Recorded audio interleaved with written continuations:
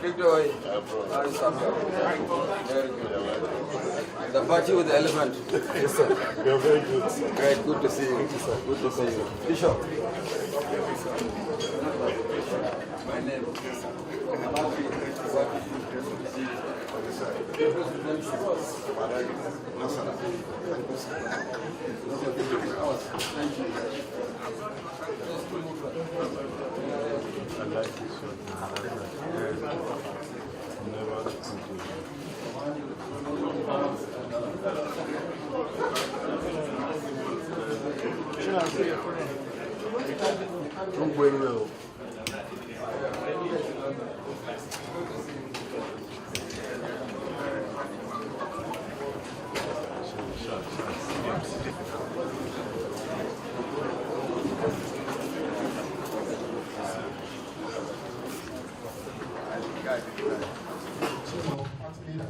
presidential candidates and leaders of political parties,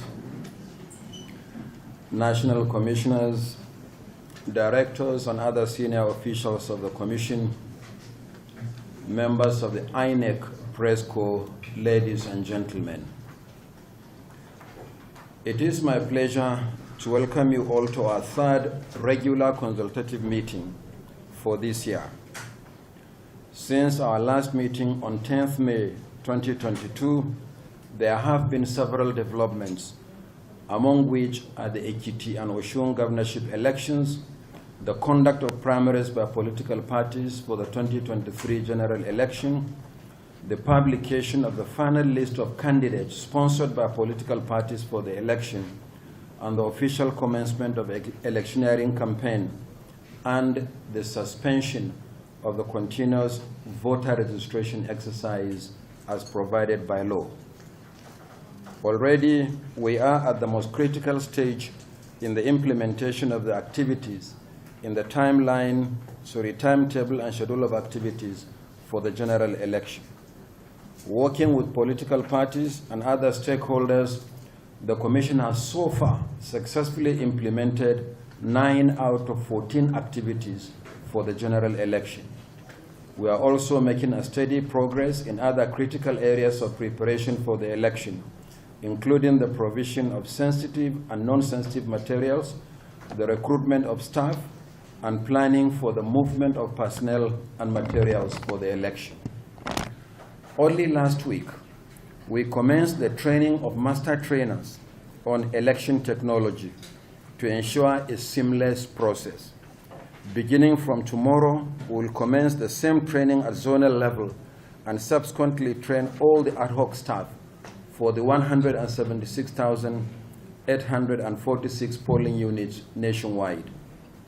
On this note, let me once again reassure Nigerians that there is no going back on the deployment of the bimodal voter accreditation system, BVAS, for voter accreditation.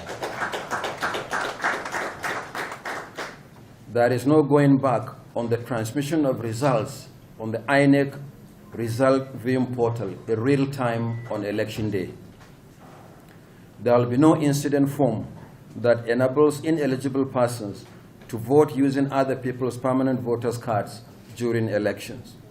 We are committed to ensuring that the 2023 general election is transparent and credible, reflecting the will of the Nigerian people.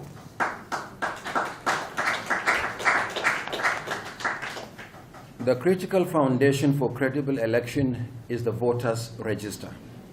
You may recall that the CVR, which started on the 28th of June 2021, lasted for 13 consecutive months until its suspension on 31st July 2022. During that period, the Commission gave Nigerians regular weekly update showing the progress of the exercise nationwide, including analysis of the distribution of voters by age, occupation, gender, and disability for our planning purposes and for public information. At the end of the exercise, 12,298,944 Nigerians successfully completed the registration as new voters. All along, we have repeatedly assured Nigerians that our process of cleaning up the register is robust. After a rigorous cleaning up of the data using the automated biometric identification system, a total of 2,780,756, or 26% of new voters, 22.6% of new voters were identified as ineligible registrants and invalidated from the record. Among them, double and multiple registrants, underage persons, and outrightly fake registrations that failed to meet our business rules. Consequently, the number of valid registrations post-ABIS is now 9,518,188. In terms of demographic distribution, 7.2 million new voters, or 76.5%, are young people between the ages of 18 and 34 years, while there is a slightly higher number of female, that is 4.8 million, or 50.82%, than male, 4.6 million, or 49.18% voters. In terms of occupation, 3.8 million, or 40.8%, are students. Hard copies giving the full details of the distribution of the new voters are included in your folders for this meeting. The soft copy has already been uploaded to the Commission's website and social media platforms. The Commission deployed thousands of diligent staff for the CVR exercise, and the vast majority of them discharged their duties conscientiously. Unfortunately, a few of them did not. The fictitious registrations were carried out by some of our registration officers involved in the field exercise and could easily be traced. Each registration machine is operated using an access code tied to a dedicated email assigned to a staff. There is therefore an audit trail that gives the total number of persons registered by each official involved in the registration exercise. In some cases, some of them made as many as 40 attempts or more to register one fake voter, and yet were able to detect the shenanigans. As a result, the Commission has so far identified 23 registration officers involved in this unethical conduct, and disciplinary action against this staff has commenced. We shall continue to protect the integrity of our voters' register. It is pivotal to credible elections. It is also a national asset and easily the largest database of citizens in Africa and one of the largest in the world.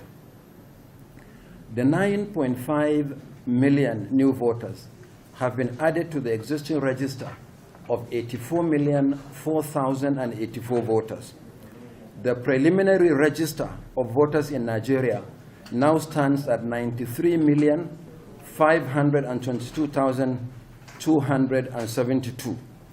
It is preliminary because Section 19, subsections 1 and 2 of the Electoral Act requires the Commission to display the hard copies of the register of voters for each registration area or ward and local government area, and simultaneously publish the entire register on the Commission's website for a period of 2 weeks for scrutiny, claims, and objections by citizens, not later than 90 days to a general election. Accordingly, in the next few days, the Commission will print 9.3 million pages of the register. The hard copy will be displayed for each of the 8,809 registration areas or wards and 774 local government areas nationwide, while the entire register will be published on our website for claims and objections as required by law.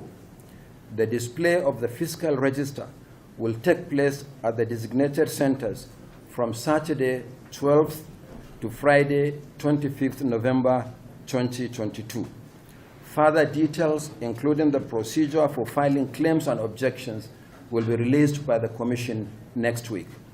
I would like to appeal to all Nigerians to seize the opportunity of the display to scrutinize the list and help us to clean it up further so that the final register of voters for the 2023 general election can be compiled and published. The Commission is also working hard to ensure the completion of printing of the remaining PVCs for new voters, as well as those that applied for transfer or the replacement of their lost or damaged cards. In the coming days, we'll also inform Nigerians of the detailed plan to ensure a seamless collection of the PVCs. We are aware that Nigerians expect an improvement in the procedure for PVC collection. Since the end of the CVR in July this year, we have been working to ensure that citizens have a pleasant experience when they come to collect their PVCs. Beyond the voters' register and the compilation and the presentation of the PVCs, the Commission has released the timetable and schedule of activities for the 3 off-cycle governorship elections in Bayelsa, Imo, and Kogi states. The 3 elections will now hold on Saturday, 11th November 2022. We had to release the timetable yesterday because under the new Electoral Act, the first activity is the publication of the notice for the election. And the law requires that that should be done not later than 360 days before the date fixed for the election. So on November the 14th, we'll publish the statutory notice for the conduct of off-cycle elections in these 3 states, not later than 90 days before the election. Again, hard copies of the timetable are included in your folders for this meeting and also already published on our website and social media platforms. Last week, the Commission cautioned political parties, candidates and their supporters to eschew violence during the electioneering campaign. The statement was necessary against the background of clashes among supporters of different political parties, including allegations of denial of access to public facilities and the destruction of billboards and other outdoor campaign materials by act of thuggery. The campaigns have just begun. As party leaders, you should remain committed to peaceful electioneering. We'll continue to work together to remove encumbrances to the right of parties and candidates to freely canvass for the support of the electorate. The Commission will continue to track the campaigns and will not hesitate to initiate the process of prosecution of violators as provided by law. It is clear to the Commission that as the general election approaches, there will be need to meet more frequently with leaders of political parties.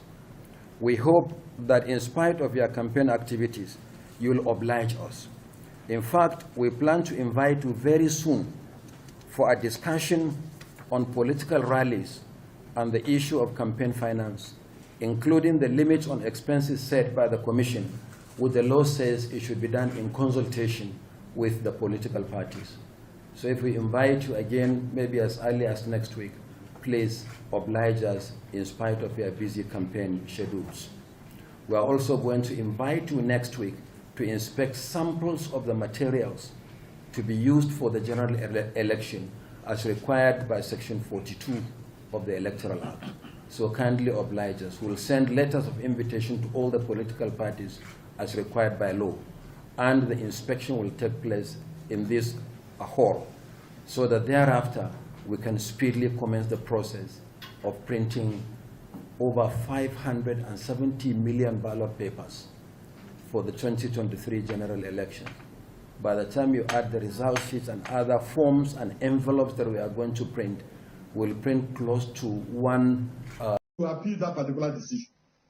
All right, I need to bring in some of my other guests into the conversation about those who are not happy that almost 2 weeks after the election, INEC has not been able to successfully upload all the results.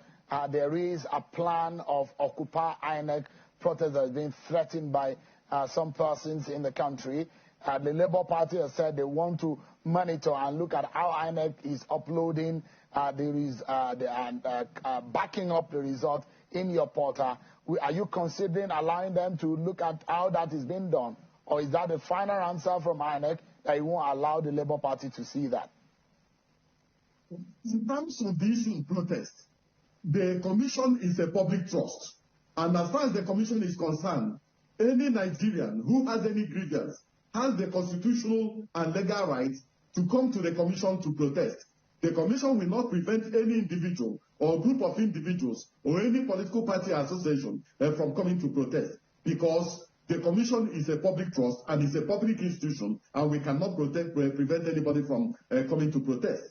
On the issue of a political party saying that he wants to come and look at our cloud or look at the IREP or look into the brain of the beavers, the commission will not allow that to happen.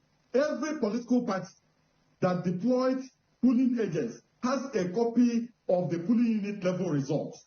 So if a political party wants to now come into the commission and then wants to look at people's biometrics, we will not allow that to happen, because the law does not look. The commission is a regulator of political parties, and the political parties cannot, just because of some of these challenges that have taken place, turn around and want to regulate the commission. The commission will not allow that to happen. All right. So give me some minutes, because I mean, some of these political parties are already asking that the INEC chairman should be